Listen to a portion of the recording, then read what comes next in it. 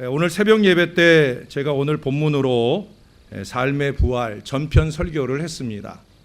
새벽에 많은 분들이 오셔서 함께 예배하며 전편 말씀을 들었는데, 새벽에 오시지 못한 분들은 이제 홈페이지에 설교를 올려놓으니까 가급적이면 전편의 말씀도 한 번 더 들으시는 기회가 되기를 바라고요.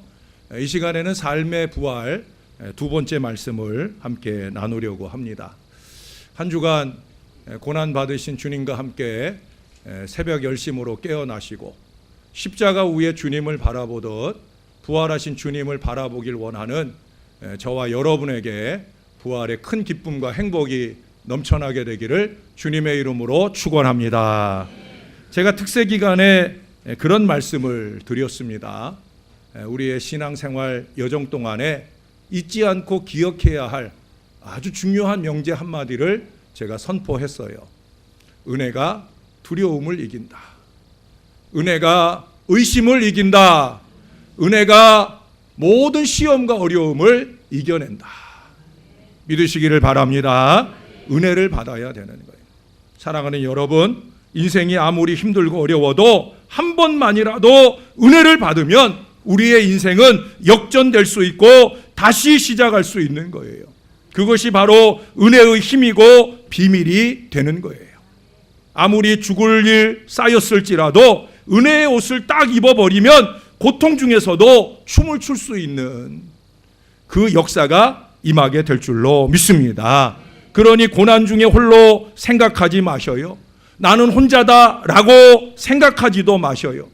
여러분, 이 거룩한 부활주일에 은혜의 옷으로 갈아입으시는 복된 아침이 되시기를 바랍니다. 우리에게 특별하게 허락하신 부활절을 통해서 좋은 은혜의 옷을 갈아입으시는 이 한 시간이 되면 여러분들을 목회하는 제가 참 행복할 것 같아요. 불행 중에 홀로 힘들다 생각하지 마셔요. 예수 믿는 이 믿음 자체가 저와 여러분들에게 행복이 되는 거 아니겠습니까? 이걸 속히 깨닫는 여러분들 되시기를 주님의 이름으로 축원합니다. 우리가 힘들다 징징대지 마셔야 돼요. 왜? 그러면 더 힘든 일이 우리를 방문할 수도 있어요.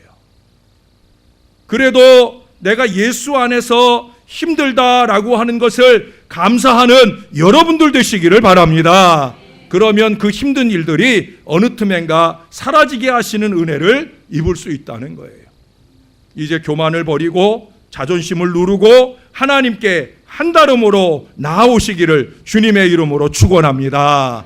그게 길이에요. 말씀의 자리로 나아오시기를 바랍니다. 그게 진리입니다. 은혜의 공동체로 달려나와 함께 이 자리에 있기를 주님의 이름으로 축원합니다. 그게 우리의 살 길이에요.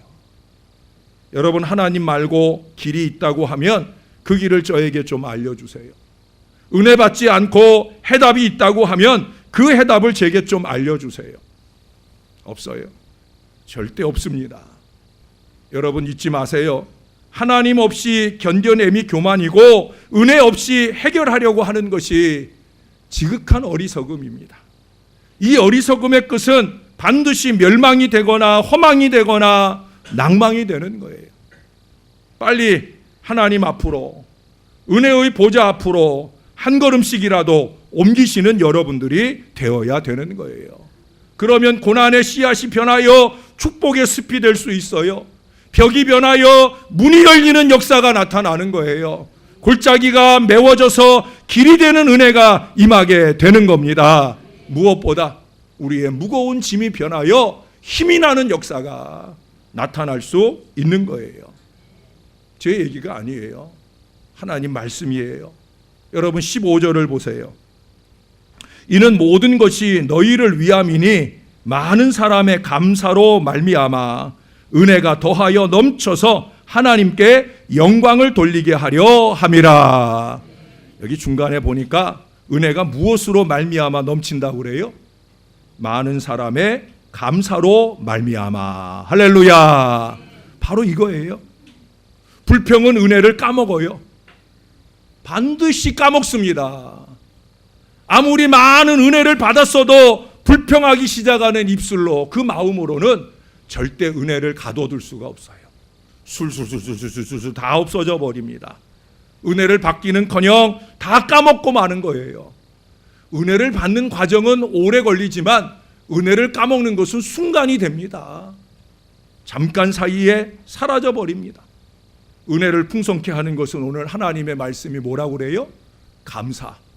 바로 감사인 줄로 믿습니다. 그 감사로 통해 풍성해진 은혜로 그 다음 말씀해 보니까 하나님께 영광이 되고 뿐만 아니라 저와 여러분에게 축복이 될 줄로 믿습니다. 이게 바로 이 땅에서 우리가 이루어 가야 할 삶의 부활이 되는 거예요. 그 다음 16절을 보세요. 그러므로 우리가 낙심하지 아니하노니 우리의 겉사람은 낡아지나 우리의 속사람은 날로 새로워지도다. 할렐루야. 여러 가지 크고 작은 어려움 때문에 우리의 육신이 상할 수 있어요. 어렵고 힘든 고통을 겪을 수 있어요.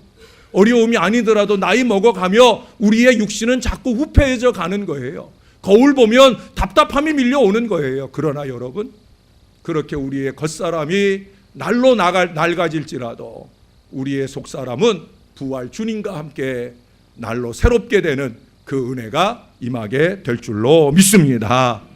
우리가 혼자 있을 때 이런 생각을 하시기를 바라요. 나는 그래도 행복한 사람이라고.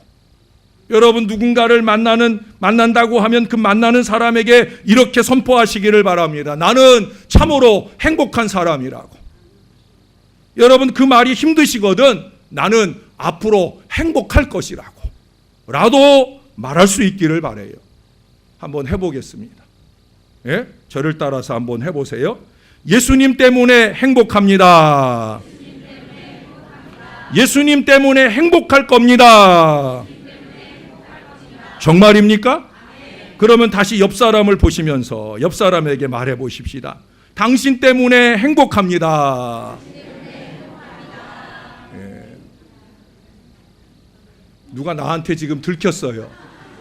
옆에서 아내는 쳐다보면서 당신 때문에 행복합니다 그러는데 책 보고 있다가 놓쳐버려가지고 나하고 시선이 딱 마주쳤어요. 본인은 지금 막 웃어요. 민망해서. 정신 바짝 차리고 다시 옆 사람에게 당신 때문에 너무너무 행복합니다.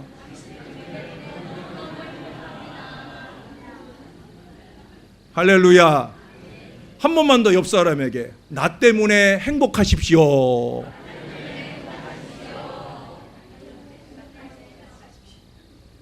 행복해져요? 자, 이제 저를 보고, 저를 다 보시고, 목사님 때문에 행복합니다. 아까 할 때보다 제일 큰 것 같아, 이 소리가. 제 착각인지 몰라도. 이게 뭐 강제로 시켜서 하는 거지만 기분 찢어지게 좋네요. 사랑하는 여러분, 저도 여러분 때문에, 여러분들 때문에 참으로 행복합니다.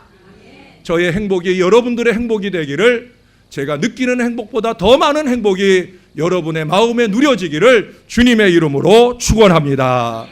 이처럼 우리가 말과 생각을 긍정적으로 표현할 수 있어야 돼요. 말과 생각을 부정적인 시각과 언어로 묶지 말아야 됩니다. 왜? 그래야 하나님의 뜻이 하늘에서 이룬 것 같이 이 땅에서도 이루어지게 될 줄로 믿습니다. 정말 하나님의 뜻이 나와 나의 삶에, 나의 기업에, 나의 교회에 이루어지기를 원한다고 하면 우리의 입술로 씨앗을 잘 심어야 되는 거예요. 나이 들고 현명한 스승이 젊은 제자를 받아들였어요. 그런데 이 제자가 모든 일에 무슨 불만이 많은지 늘 투덜거리고 원망하는 거예요. 스승이 어느 날 이 제자를 불렀어요. 불러가지고 너 부엌에 가서 소금 한 줌 가져와라. 그래, 소금을 한 줌 가져오니까 스승이 미리 준비한 물그릇 안에다가 소금을 넣어라. 제자가 넣자 스승이 휘휘 저어가지고는 제자에게 마셔라. 그거 뻔히 짤 줄 알지만 스승이 마시라 하니까 거절할 수가 없어서 간신히 그 소금물을 들이켰어요. 스승이 물었어요. 맛이 어떠냐? 짭니다. 엄청 짭니다. 그러면서 아주 불평스럽고 원망스러운 모습으로 스승께 대답을 합니다. 그러자 이번에 스승이 한 번만 더 소금을 가져와라. 소금 한 점 딱 쥐고 오니까 그 손목을 잡고 앞서 이끌고 가는 거예요. 스승을 따라갔더니 인근에 있는 큰 호수 앞에 이르게 되었어요. 스승이 그 팔을 물속에 담고 휘휘 젓습니다. 소금물이 녹아납니다. 잠시 후에 스승이 준비해간 물그릇으로 그 물을 떠서 제자에게 마시라 합니다. 제자가 벌컥벌컥 마셔요. 좀 전에 소금으로 짜진 그 입 안을 깨끗이 씻어내는 그 시원한 물을 마셔요. 짜냐? 라고 물었더니 아닙니다. 맛이 어떠냐? 라고 물었더니 시원합니다. 라고 대답을 하더라는 거예요. 스승이 그에게 말씀합니다. 얘야, 인생의 고통이라고 하는 것은 너의 손에 쥐었던 그 소금과 같은 것이다. 그것이 죄송합니다. 자네가 만일 그 고통 속에 있다고 하면 그 고통을 담는 그릇에 따라서 그 고통의 맛이 달라지는 거야. 내가 그냥 그릇으로 내 마음을 가지고 살아가면 너는 힘겹고 어려운 가운데 살 거야. 그러나 내 마음을 호수같이 넓히고 그 고통을 그 호수 가운데 담는다고 하면 너는 전혀 고통의 맛을 느끼지 않고 살 수 있을 거야. 그 스승의 그 말씀에 그가 끄덕끄덕 하면서 이후에는 불평과 원망 없이 자기의 인생을 행복하게 엮어갔다는 거예요. 여러분, 십자가 위에 주님은 호수가 되신 줄로 믿습니다. 그 안에 자신을 십자가에 못 박는 그 로마 군병들을 담으셨어요. 십자가에 못 박아라, 못 박아라 어리석게 외치던 유대인들을 그 호수에 담으셨어요. 자기를 사랑한다, 내가 주와 함께 죽을지언정 절대 주를 버리지 않겠다 하고도 예수를 부인한 그 제자들, 예수를 버리고 도망간 그 제자들까지라도 예수님은 그 호수의 십자가에 담으셨어요. 무엇보다 당신이 그 십자가에서 당하는 모든 고통과 고난을 그 안에 담으셨어요. 호수가 되신 주님이시기에 그 호수로서 그 모든 고통과 고난을 이기시게 된 줄로 믿습니다. 승리 부활의 영광을 이루신 줄로 믿습니다. 사랑하는 여러분, 그 부활하신 주님을 믿는 우리도 스스로 호수가 되어야 할 줄로 믿습니다. 고통이라는 소금이 날로 우리의 삶을 찾아들지라도 우리 안에서는 다 희색되고 흔적이 사라질 수 있도록 우리의 마음을 은혜로 넓히시기를 주님의 이름으로 축원합니다. 우리의 겉사람은 날로 낡아지나 우리의 속은 그렇지 않은 인생을 살 수 있는 거예요. 그러나 죄송한데 안타깝게도 많은 부활을 믿는다는 그 사람들이 이른 아침에 눈을 뜨면 잠에서 깨어나 하나님의 성실하심과 광대하심을 묵상하고 찬양하기보다는 오히려 오랜 시간 동안 학습된 그 고난의 내용을 아주 자연스럽게 사명인 것처럼 복습하면서 그 내용들을 조목조목 곱씹으면서 괴로워하면서 하루를 시작하는데 익숙해져 있다는 거예요. 마음속 깊은 곳에 숨겨지고 잠겨진 그 응어리들을 다시 휘저어서 하루를 열어간다는 거예요. 이제는 더 이상 이런 식으로 살아서는 안 된다고 중얼거려 보지만 마음과 생각은 벌써 마음속 풀지 못한 그 응어리 속에 집을 짓고 웅크리고 있다는 거예요. 이와 같지 않은, 어제와 같지 않은 오늘을 기대하지만 실상은 오늘이 어제보다 더 심하기에 내일이 더 두려운 마음이 들게 될 때가 많이 있다는 거예요. 때때로 가까운 지인들에게 마음도 열어보고 또 하나님께 기도의 흉내도 내보지만은 그 내면 속에는 변화에 대한 소망과 기대치가 거의 제로 상태에 가까운 안타까운 마음으로 산다는 거예요. 어쩌면 하나님을 향한 기대보다는 운명으로 받아들이려는 이 극단적 패배주의가 우리의 가슴 속에 더 깊이 자리 잡고 있는 것은 아닌가 하는 생각이 듭니다.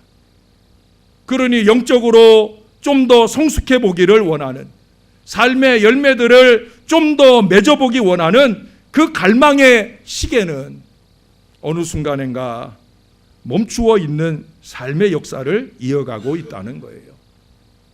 교회 와서 예배를 해보면 때때로 감동도 오고 기쁨도 오고 눈물도 오고 감사도 있고 헌신도 다양하게 풍성하게 경험하지만 그 순간을 돌아서 버리면 자신의 모습에서 응어리의 흐느낌을 여전히 아물지 않은 상처와 함께 아프게 힘들게 지나게 된다는 거예요. 이처럼 사람이라면 누구나 경중의 차이는 있지만 응어리가 있어요. 안타깝고 죄송하게도 저의 마음에도 틈틈이 응어리가 틈타고 올 때가 있어요. 어떤 분들은 응어리가 한이 되어서 결국 병이 되어 누워 계신 분들도 있고요. 어떤 분들은 그 응어리를 가슴에 묻은 채로 그럭저럭 살아가는 분들이 있고요. 어떤 분들은 그 응어리를 그냥 끌어안고 하루하루 살아가게 되어집니다.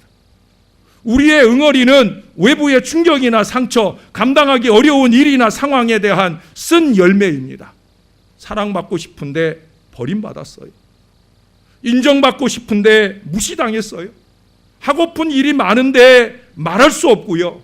소리라도 지르고 싶은데 숨죽여 살아야 하고, 삶의 모든 가능성이 다 사라져버리고 사랑하는 사람을 잃었을 때, 억울함과 분노를 누르고 살아야 될 때 그 쓴 감정들이 우리의 마음 한구석에 뭉치고 또 뭉쳐서 응어리가 되어버리고, 그 응어리는 결국 우리의 인격을 형성하거나 신앙을 성숙하게 하는데 장애물이 될 뿐 아니라 영육간의 병이 되어서 결국은 극심한 패배주의나 열등감의 포로로 살게 한다는 거예요. 이보다 더 큰 문제는 뭔지 아셔요? 나를 향하신 우리 하나님의 위대하심과 계획하심보다 내 속에 깊이 강의되어 흐르는 그 패배주의나 열등감을 더 신뢰하는 어리석음, 그것은 허상에 불과한데 그것을 진상인 것처럼 붙들고 하나님의 은혜를 외면하며 사는 어리석은 삶을 이어가게 한다는 거예요. 이 내면의 응어리들은 우리들에게 두 가지 형태로 표현이 됩니다. 첫째는 내 안에 그저 잠재적으로 흐르는 응어리가 돼요. 그래서 어느 순간 그것이 팍 터져 나올 때 원망이 되고 불평이 되고 다른 사람들을 향한 비수가 되기도 합니다. 그 비수가 터져 나올 때 그것이 바로 두 번째 입술로 표현되는 응어리입니다. 여러분, 우리는 들리지 않는 목소리로 이렇게 늘 짓거릴 때가 많죠. 짓거린다는 표현을 써서 죄송하지만 정말 그렇습니다. 나는 안 돼. 내 기도는 안 들어주시는가 봐.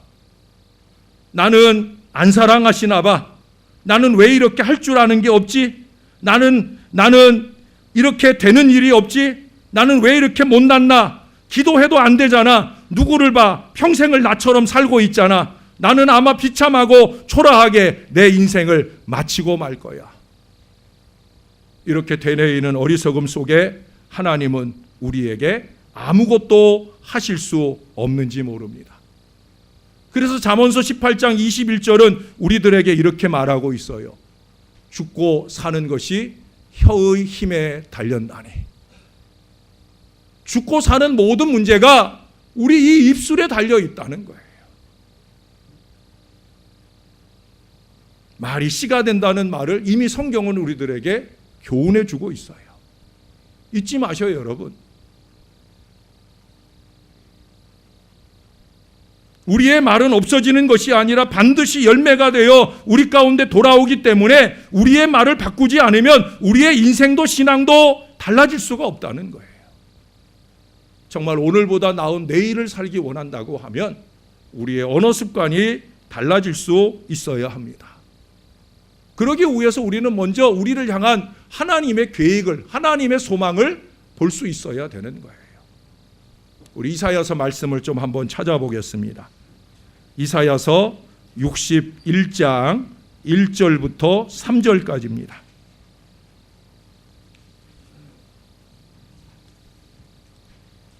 주중에 제가 어느 가정 신방을 갔을 때 불현듯 감동해 주신 말씀이 3절 말씀인데, 그 앞에 1절부터 보시면 우리를 향한 하나님의 약속이 이렇게 말씀하고 있어요.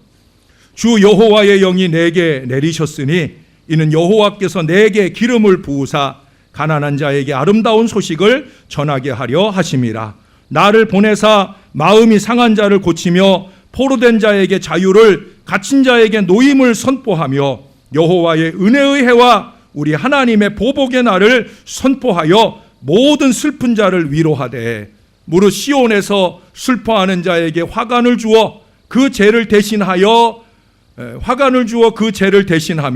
기쁨의 기름으로 그 슬픔을 대신하며 찬송의 옷으로 그 근심을 대신하시고 그들이 의의 나무 곧 여호와께서 심으신 그 영광을 나타낼 자라 일컬음을 받게 하려 하심이라.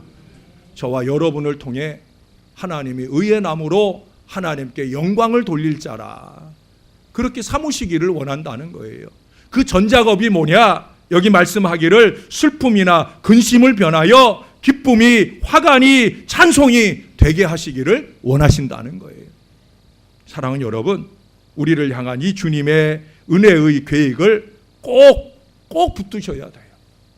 이 약속은 지금 우리들에게 절대 유효하다는 거예요. 왜? 하나님은 어제나 오늘이나 영원까지 신실하시고 동일하시기 때문입니다. 우리가 예수를 믿으면서도 이 마음의 응어리를 품고 사는 것은 하나님의 심정이 아니에요. 그 응어리가 분노이거나 미움이거나 억울함이거나 원통함이거나 그 어떤 것이든 다 그렇습니다.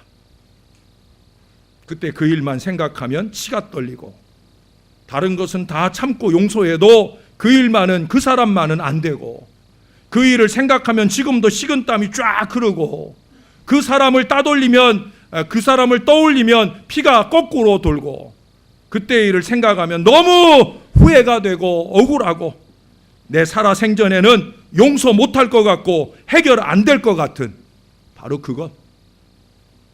그것은 그 일이나 그 사람의 문제가 아니에요. 지금 바로 내 마음에 이런 식의 생각과 응어리로 어리석게 하나님과 원수가 되게 하는 바로 나의 영의 어리석은 생각의 문제라는 거예요. 신앙 절대 아닙니다. 절대 자신이 속한 공동체를 위하는 일이 절대 아닙니다. 이런 식의 생각이나 이런 식의 응어리의 배후 조종자는 사단이에요. 응어리는 사단이 성도들을 넘어지게 하기 위해 자주 사용하는 비밀병기입니다. 여러분 곁에 이 어리석은 응어리를 쏟아내는 불평과 원망의 인생들의 얼굴을 보셔요.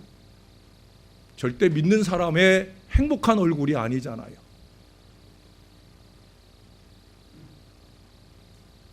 여러분 속지 말아야 됩니다. 응어리는 우리 성도들을 여전히 무덤 안에 가두어 두려 하는 사단의 전략입니다. 빨리 나와야 되는 거예요. 사랑하는 여러분, 우리에게 응어리가 풀리지 않는 한 이것이 그대로 맺혀 있으면 잠깐 기쁠 수는 있지만 오래 기쁠 수는 없어요. 잠깐 감사할 수는 있으나 오래 감사하지 못하는 거예요. 잠깐 사랑의 흉내를 낼 수 있으나 오래 사랑할 수 없으며, 잠깐 용서할 수는 있어도 오래 용서할 수는 없어요. 잠깐 기도할 수는 있으나 오래 기도할 수는 없고, 잠깐 뜨겁게 믿는 것 같으나 오래 잘 믿는 신앙의 삶을 이룰 수 없어요. 여러분, 부활은 잠깐입니까? 영원입니까? 부활은 영원입니다. 절대 잠깐 아니에요. 일시적인 부활이 아니잖아요. 주님은 살아계시되 지금도 살아계시고 영원히 살아계실 줄로 믿습니다. 우리도 마찬가지잖아요. 우리의 부활도 영원을 사는 거예요. 삶의 부활은 일시적인 게 아니란 말이에요. 항상 영원히 우리 안에서 이루어져야 되는 부활의 모습이라는 거예요. 주님과 함께 하나님 앞에 다시 설 때까지 영원히 부활의 신앙자답게 사는 건강한 믿음이 저와 여러분에게 있어야 된다는 거예요. 그러므로 응어리는 반드시 풀어야 됩니다. 우리 몸의 살덩어리를 빼버려야 하듯이 여러분 몸에 살덩어리 빼려고 애쓰시는 거 보면 참 대단하시더라고요. 어떻게 저럴 수 있을까? 아니 그렇게 먹는 걸 좋아하면서 그 살덩어리 좀 빼보겠다고 얼마나 기를 쓰고 애를 쓰는지 놀라워요.